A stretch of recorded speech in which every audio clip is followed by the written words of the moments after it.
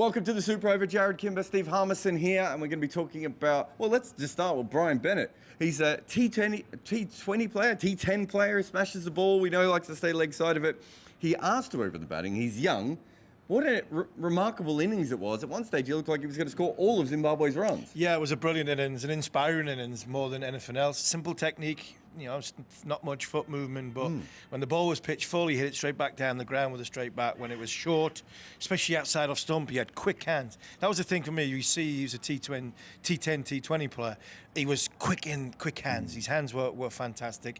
And he hit the ball, you know, I mean, square the wicket very, very well. So a simple technique, but a very, very effective one. For me, it's what he's done for Zimbabwean cricket, because there'll be kids back home coming out of school, seeing Zimbabwe back playing against one of the big nations, back playing on TV in front of, 10,000 people, whatever it was here today.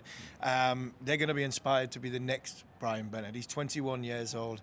And that for me is bigger than what he's just achieved himself. You know, what he's just achieved himself is great for him, but I think what he's just done for Zimbabwe cricket, to score 100 in England, I think there's only Murray Goodwin and Andy Flower abroad, so pretty decent players. That's not bad players. So if you can follow and emulate close to where any of their careers have gone, yeah, he's in for something special.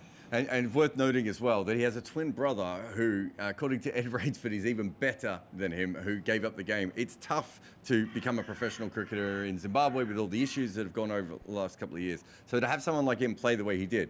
He did, however, kind of bat on his own a little bit today. There wasn't a lot from the other end. There were a couple of starts, but no one really went on. Yeah, it was a bit of a shame. You know, the old guard in the middle, there was a couple of starts. I must admit, I don't think England bowled great today. No. I don't think they bowled great today. I thought they bowled some good deliveries.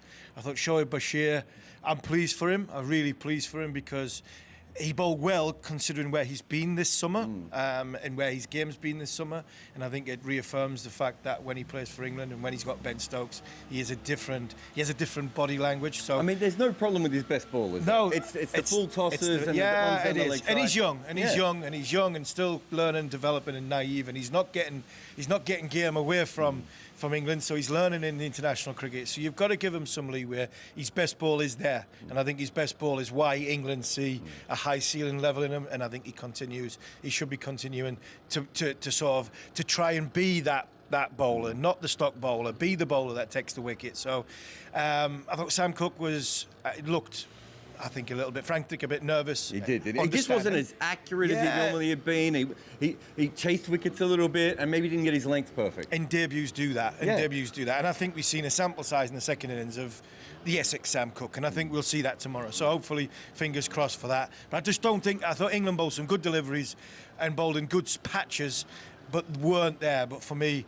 the best sign for England, in today's play, was actually them being quite fortunate, because if Shoaib Bashir hadn't have bust his finger, Zimbabwe might not have gone in 5 down. They might have gone in 3 down at tea time, and that might have been a different story whatsoever.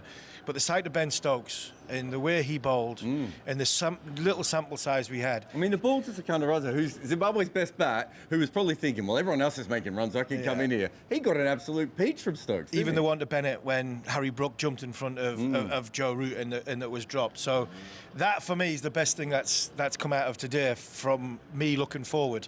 You know, we bowled some decent balls, but Ben Stokes said before the game he doesn't want to just be Captain Ben Stokes. He doesn't want to be Captain Batter Ben Stokes. He wants to be back to where he was a few years ago, the all-rounder and contributing with the ball.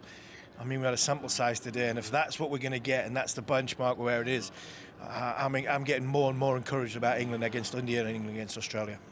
Definitely. Super over, and we will see you again tomorrow, probably for the last time for this test.